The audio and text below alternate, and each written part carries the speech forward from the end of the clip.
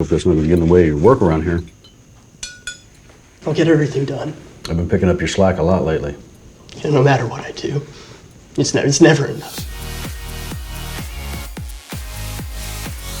Hi, and welcome to Kelly, where we talk about life, your life and my life. And through Kelly, we hope to inspire. I have Paul Kakos on the show today, and we're going to talk about acting. And you landed a lead role in the movie Full Count, which is a faith-based movie. Yes, ma'am. Your director, Robert, is here in the room with us. So if we get any information wrong, Robert, just yell at us, and we'll pitch in. We'll straighten it out. And we're actually going to do an interview with Robert too that will end up airing. So you have an interesting story because you were acting when you were younger. Yes, ma'am. And then you kind of took time to play sports. You were injured and you went back to acting, and then found yourself. Big circle. But you found yourself in a movie with baseball. Yeah, brought me right back.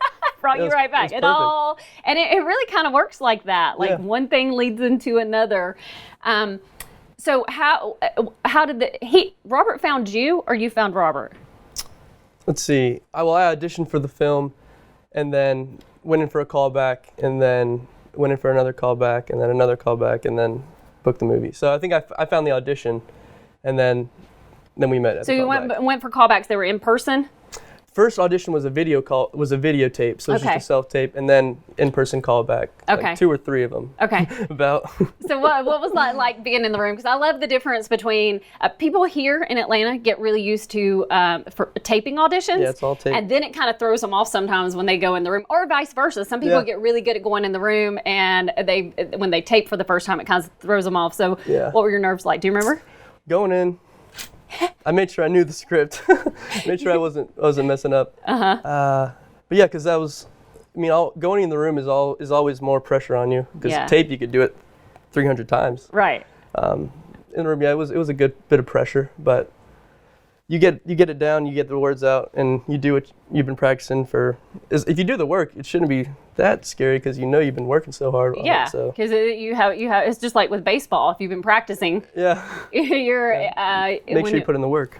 Exactly. Make sure you put in the work. That's what throws people off more than anything. And even for myself, when I go in for an audition, if I as an acting coach, I still have to do the work. Yeah, it's still scary. It'll never if not I be don't, scary. I can still vomit. It'll never not be scary. Yeah. So your director, Robert, said that one of the things that he had to decide, because it's a baseball movie, you had to know how to throw a baseball. And did you end up getting extra coaching on that, or were you good? No, I was good. I think you were good. I was good. And you had an injury is the reason that you quit sports? Yeah, because I was planning on playing college baseball. Wow. And then senior year, I had another dislocation. I had 2 labrum surgeries, and then ever since the surgery, my arm would pop out like 3 or 4 times. So after the 3rd pop out, I was like, all right, I can't do this. Yeah. I was like, this is, So then, I didn't play college ball. Instead, I auditioned for Full Count and then ended up booking it. So it was for the better. Everything happens my for a reason. cousin, his name is Todd Green, and he played professional ball. Actually played in the World Series for, I want to say Texas, but he ended up being a backup catcher because he had a couple injuries with his wrist. So when he first went in, they were really selling him as smoking hot, and he had this injury, and then so he ended up playing out as a backup catcher, and then at the end of his career, he literally had maybe 3 years until retirement, and ended up messing his, horrible. And so I don't know the way it works, but I think in sports, if that you can't get your full retirement, I don't know how that worked. But he ended up coaching for the Rockies. That's good. On I think a AAA team. Got to do what he loves. Yeah, my cousin was probably watching this going, you got all that information wrong. So tell me about the film, something that you really enjoyed about filming and your director, and what the environment was like and the atmosphere. The director was horrible. Horrible. It was honestly the best set you could ask for. Yeah. Every single person was it was so comforting, it was like a family, it really was like a family. So I was not stressed about people picking on me or judging me at all. So that took a lot of pressure off. Like every day on set, someone was welcoming me or saying something nice or checking up on me. So it was very warm and nice. So that was just great. And that allowed me to focus on actually doing the scenes and stuff. I wasn't worried about this person doing this. So yeah, it was all around. Now this is one of the first time that you've gotten this much camera time. Is that correct? Even when you were younger and you were acting, it was more commercials and things like that. Yeah, like short films. What was something that you learned from this process that you're going to take with you? Because you're going to book. I mean, you may have already booked other things, at this point, but when you have when you get a lead role like this, you're going to go on to do other things. Hopefully. What's something that you're taking with you? Always come to the set prepared, because we were working 12-hour days, right? And it would be work at 12 hours, go home, study for the next day, work 12 hours, go home, study. You just make sure you go to set prepared, because it takes a lot of stress off you. If you go to set and try to learn your lines before the scene, it's like, and try to make choices on the spot. If you make do all that preparation before. Yeah, and then if the director wants to adjust you, you can take that adjustment if you have everything down. But if you don't have it down, it's hard to take the adjustment because you're still concentrated on the on the lines. My daughter, she played travel. I've got a lot of history with travel softball for years and years and years, and then she played varsity and with her school. But we did a feature film a couple of years ago, and she was one of the leads in it. Oh, snap. And she, in those softball tournaments, they do, I'm sure it's that way with baseball too, you do back-to-back-to-back tournaments that last to like 11 o'clock at night.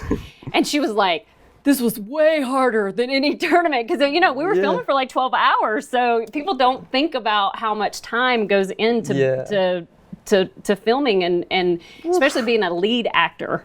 All the focus. Yeah, and doing the scenes over and over and over, and trying to get it to generate, when you're on your close-up, that always feels like weird, because all of a sudden you're like, oh, I got to make this reaction, look natural. Yeah.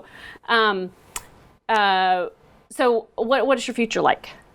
Right now I'm just taking classes with one of the people who worked on Full Count, Rick Hurst, and my mom in the movie, Natalia Livingston, and then the doctor in the movie, Robert Prago.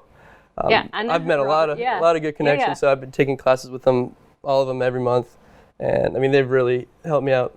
Like I say that in every interview I do, like, man, they helped me out so much. And my dad in the movie, Jason London, helped me out so much too while we were filming, and Adam Boyer helped me out.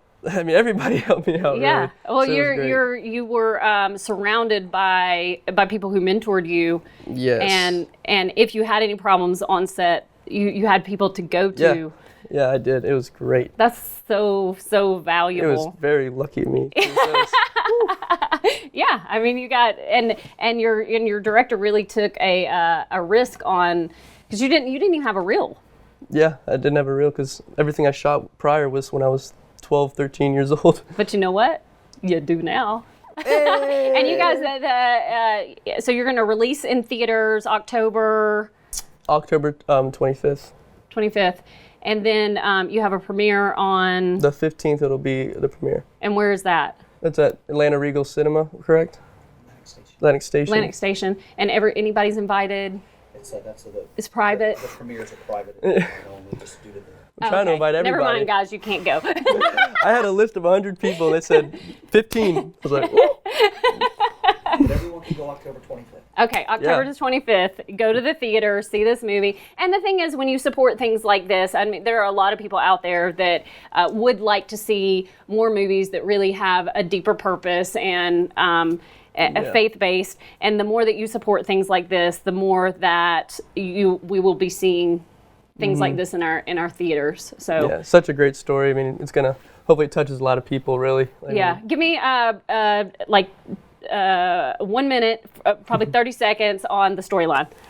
A young kid who's living on a farm, dealing with a lot of struggles in life, and if it's not one thing, it's another thing that he's getting hit with.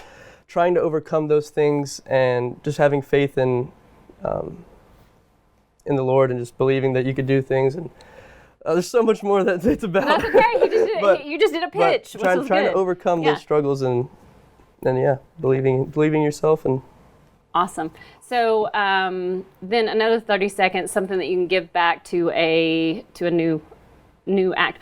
Just think about yourself when you first got on set. If you knew what you knew now, what would you tell yourself? I guess it's for any new actor, it's like anybody can do it. Really, anybody can do it. It just matter how bad you want it, and you gotta have thick skin, and you can't be embarrassed to embarrass yourself. You're gonna get made fun of. You're gonna get embarrassed.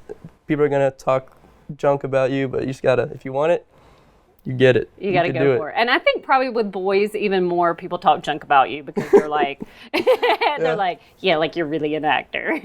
Yeah, some people will think you're the worst actor. Some will think you're decent. Some think you're the best. It doesn't matter. Yeah. It doesn't matter. No one's opinion matters. That's right.